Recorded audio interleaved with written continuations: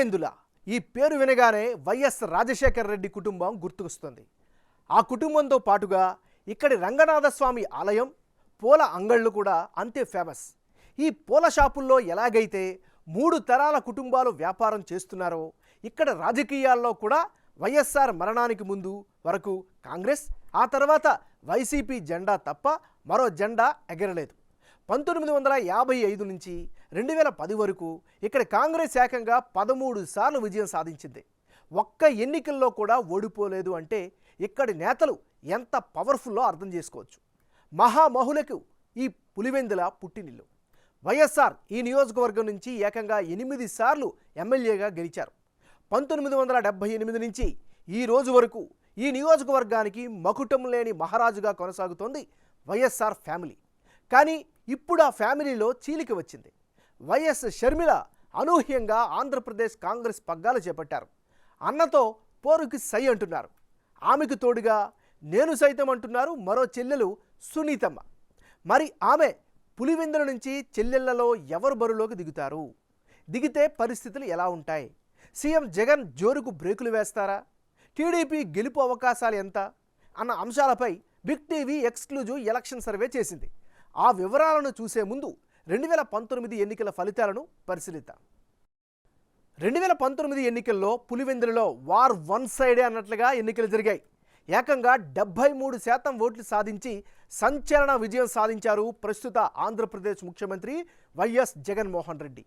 ఆయనకు తెలుగుదేశం పార్టీ నుంచి బరిలోకి దిగిన వెంకట సతీష్ కుమార్ రెడ్డి కంటే 50% ఎక్కువగా ఓట్లు పోలయ్యాయి. సతీష్ కుమార్ రెడ్డికి కేవలం 23% ఓట్లు మాత్రమే పోలయ్యాయి.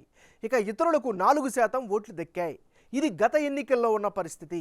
మరి ఈసారి ఎన్నికల్లో ఎలాంటి రాజకీయ పరిస్థితులు కనిపిస్తున్నాయి? ఏ పార్టీ నుంచి ఎవరు బరిలోకి దిగితే గెలుపు అవకాశాలు ఎలా ఉండనున్నాయి అనే దానిపై బిగ్ టీవీ ఎలక్షన్ సర్వే చేసింది. ఆ వివరాలను ఇప్పుడు పరిశీలిద్దాం. ముందుగా పులివెందులలో ప్రస్తుత ఎమ్మెల్యే, ముఖ్యమంత్రిగా ఉన్న Jaganmohan Reddy plus and minus points ఏంటో పరిశీలిద్దాం. వైఎస్ జగన్మోహన్ రెడ్డికి పులివెందులలో ఉండేటటువంటి అనుకూలమైనటువంటి అంశాలు. ప్రస్తుతం ఆంధ్రప్రదేశ్ రాష్ట్ర ముఖ్యమంత్రిగా కొనసాగుతుండడం అతిపెద్ద ప్లస్. ఇక వైఎస్ఆర్ రాజకీయ చరిష్మా ఖచ్చితంగా కలిసొచ్చే ఫ్యాక్టర్. ఓటమి అన్నదే లేని నేతగా పేరు ఆ కుటుంబానికి అయితే కనిపిస్తోంది.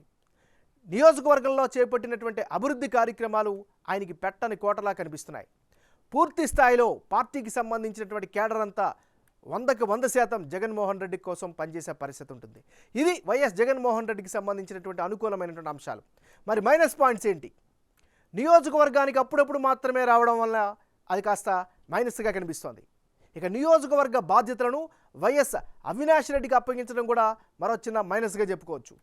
తెలుగుదేశం పార్టీ మద్దతుదారులకు జగనన్న విద్యా దీవెన అందలేదు అనేటటువంటి ఆరోపణలు స్థానికంగా వినిపిస్తున్నాయి. మరోవైపు వైఎస్ వివేకానందరెడ్డి హత్య అనంతర పరిణామాలు కూడా ఎంతో కొంత ప్రభావం చూపించే అవకాశం ఉంది. ఇక రీసెంట్గా చెల్లెలు వైఎస్ షర్మిల కాంగ్రెస్లో చేరడం కూడా ఆయన యొక్క ఓట్ షేర్పై ప్రభావం చూపించే అవకాశాలు కనిపిస్తున్నాయి. ఇది పులివెందులలో వైఎస్ జగన్మోహన్ రెడ్డికి ఉండేటటువంటి ప్లస్సులు, మైనస్లు. కాంగ్రెస్ పార్టీకి చెందినటువంటి నాయకురాలు వైఎస్ షర్మిలారెడ్డి. మరి షర్మిలారెడ్డికి ఉండే అనుకూల అంశాలు ఏమిటి? వైఎస్ఆర్ రాజకీయ వారసురాలంటూ బలంగా ముందుకొస్తున్నారు. వైఎస్ఆర్ చరిష్మా ఈమెకి కలిసి వచ్చే అవకాశం ఉంది. పాత కాంగ్రెస్ నేతలందరూ కూడా పూర్తి స్థాయిలో మద్దతు ఇచ్చే అవకాశం కనిపిస్తోంది. మరోవైపు సొంత గడ్డపై నుంచి పోటీ చేయడం అదో అదనపు ఆకర్షణగా వైఎస్ రెడ్డికి చెప్పుకోవచ్చు. ఇది షర్మిలారెడ్డికి ఉండేటువంటి ప్లస్లు. మరి వైఎస్ షర్మిలారెడ్డికి ఉండే మైనస్ పాయింట్స్ ఏంటి? జగన్ను ఓడించేందుకు ప్రజలు సిద్ధంగా లేకపోవడమే ప్రధానమైనటువంటి మైనస్. నియోజకవర్గానికి చాలా కాలం నుంచి దూరంగా ఉంటూ వస్తున్నారు. ఇదొక ప్రధానమైనటువంటి మరో మైనస్గా చెప్పుకోవచ్చు. ఇది వైఎస్ షర్మిలారెడ్డికి ఉండేటటువంటి ప్లస్లు, మైనస్లు. వైఎస్ సునీతారెడ్డికి అనుకూలమైనటువంటి అంశాలు ఏమిటి? వైఎస్ వివేక హత్య అనంతర పరిణామాలు ఖచ్చితంగా ఈమెకి ఎంతో కొంత ప్లస్ అయ్యే అవకాశం ఉంది. తన న్యాయ పోరాటంపై ప్రజల్లో అయితే స్థానికంగా సింపతి కనిపిస్తోంది. వైఎస్ వివేకానందరెడ్డి అనుచరుల మద్దతు 100% వైఎస్ సునీతారెడ్డికి కనిపిస్తోంది. ఇది సునీతారెడ్డికి ఉండే అనుకూలం. మరి మైనస్ పాయింట్స్ ఏంటి? రాజకీయాలకు కొత్త కావడమే ప్రధానమైన మైనస్ అయితే జగన్ లాంటి బలమైనటువంటి నాయకుడిని ఎదుర్కోవాల్సినటువంటి పరిస్థితే అతిపెద్ద మైనస్. ఇది ఈమెకి సంబంధించిన ప్లస్లు, మైనస్లు. తెలుగుదేశం పార్టీకి చెందినటువంటి నాయకుడు మారెడ్డి రవీంద్రనాథ్ రెడ్డి. మరి మారెడ్డి రవీంద్రనాథ్ రెడ్డికి అనుకూలమైన అంశాలేంటి? చాలా రోజుగా నియోజకవర్గంలో అనేక కార్యక్రమాలు చేస్తున్నారు, ప్రజల మధ్యనే ఉంటున్నారు. మరోవైపు ప్రజల్లో అయితే బలమైన నాయకుడిగా తెలుగుదేశం పార్టీ తరపు నుంచి అయితే మాత్రం గుర్తింపును సంపాదించుకున్నారు. ఇటీవల అరెస్ట్ అవడంతో ప్రజల్లో సింపతి అయితే మాత్రం ఖచ్చితంగా గెయిన్ అయింది. మరోవైపు గత ఎన్నికల్లో ఘోర ఓటమి పాలయ్యారనేటువంటి సింపతి కూడా ఉంది. తెలుగుదేశం పార్టీకి సంబంధించిన కేడర్ మొత్తం కూడా ఈయన కోసం పనిచేసే పరిస్థితి కనిపిస్తోంది. ఇది మారెడ్డి రవీంద్రనాథ్ రెడ్డికి సంబంధించిన అనుకూల అంశాలు. మరి మైనస్ పాయింట్స్ ఏంటి? జగన్ లాంటి బలమైన నేతను ఎదుర్కోవాల్సి రావడమే ఏకైక అతిపెద్ద మైనస్ పాయింట్.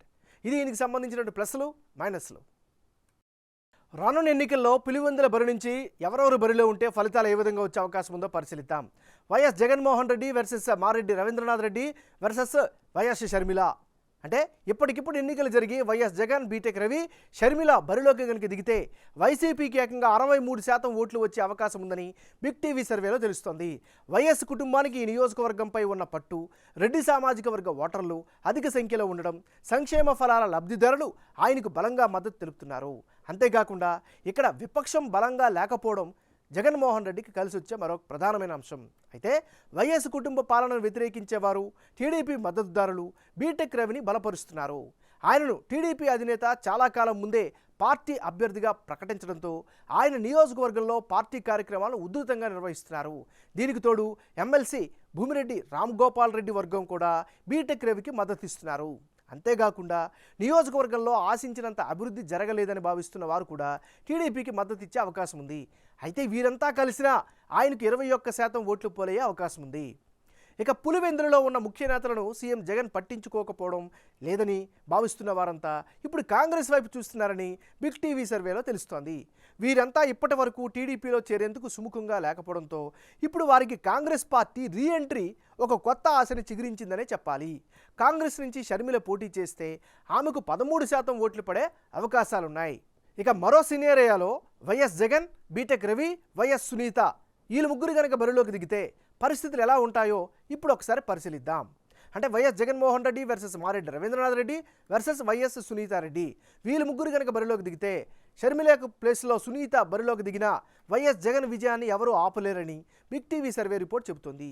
ఈ ఈక్వేషన్లో వైసీపీకి 64%, టీడీపీకి 23%, కాంగ్రెస్కు 11%, ఇతరులకు 2% ఓట్లు పోలయ్యే అవకాశం ఉంది.